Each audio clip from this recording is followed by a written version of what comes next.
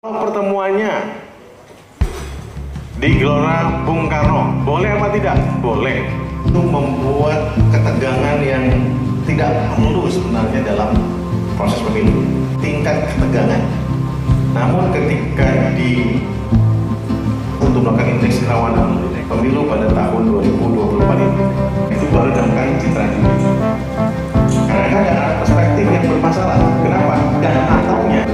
Dan atau itu hanya dihitung untuk menawarkan visi, misi, program, dan kalau tiga-tiga yang terpenuhi peserta pemilu, upaya untuk meyakinkan, menawarkan visi, misi, dan seterusnya, kepolisian untuk kapan untuk menyatakan kampanye ini terikut pemilu tahun 2024. Kemudian caleg-caleg yang baru itu juga.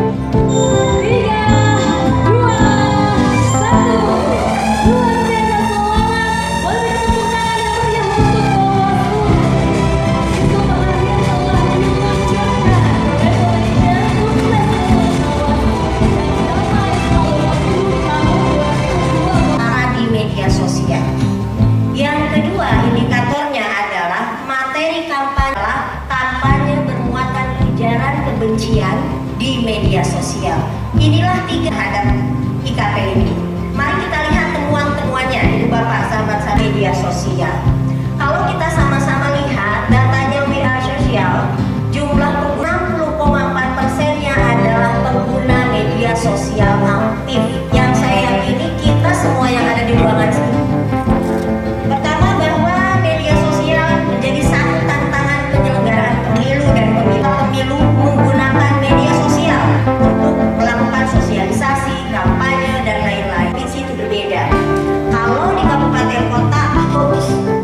Kalau di provinsi yang paling banyak terjadi di tingkatan kabupaten kota, 40%, disusul 27%. Ada perbedaan di level provinsi dan kabupaten kota. Pada level provinsi, kampanye bermuatan ujaran kebencian adalah indikator yang paling banyak terjadi pada kampanye di media sosial.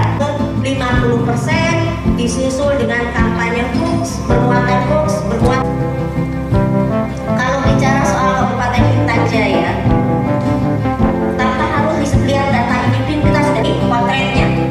Kabupaten Intan Jaya, Kabupaten Malaka, Kota Jakarta Pusat tadi. Maka, Ibu Bapak, kita bisa maknai ya, apakah para Kalsel mana Kalsel? Gorontalo mana? Jakarta, Maluku Utara, disusul oleh Kepulauan Bangka Belitung, disusul oleh Jawa Barat. Kalau launching ini komentar tentang kampanye media sosial. Kampanye media sosial sesuai prediksi kami akan banyak nanti pada saat penetapan calon presiden. Pada saat baca pres ini isunya itu sudah mulai banyak kan di media sosial tentang baca pres. Kita akan berusaha untuk melakukan minimalisir ketegangan yang muncul di akar rumput masyarakat yang dibawa oleh media sosial. Itu yang dilakukan pemetaan kali ini. Ada TikTok tuh, ada sekarang ada. Di TikTok kampanye sudah isu kampanye presiden sudah. Bukan isu kampanye ya, isu tentang baca pres tertentu. Nanti di kampanye tertentu tentang penyerangan terhadap pribadi itu sudah mulai sekarang pada saat ini. Oleh sebab itu itulah yang kemudian kita coba minimalisir dengan koordinasi dengan para stakeholder yang ada. Kalau 6 provinsi tadi, DKI Jakarta, Maluku Utara, sampai ke Gorontalo tadi ya, itu kan pemetaan berdasarkan kejadian atau peristiwa di pemilu sebelumnya maupun pemilih kepala daerah sebelumnya. Peristiwanya real, konkret, terjadi soal politisasi SARA, ujaran kebencian, itu muncul. Teman-teman nanti bisa review juga dari peristiwa 2019. Nah, sehingga dalam konteks ini mereka kemudian begitu dilakukan scoring menempati posisi paling rawan tinggi. Yang harus dilakukan Bawaslu dengan posisi rawan tinggi, tentu mereka harus punya metode pencegahan yang paling efektif, paling tepat, karena akan berbeda dengan yang rawan sedang, dengan yang rawan rendah.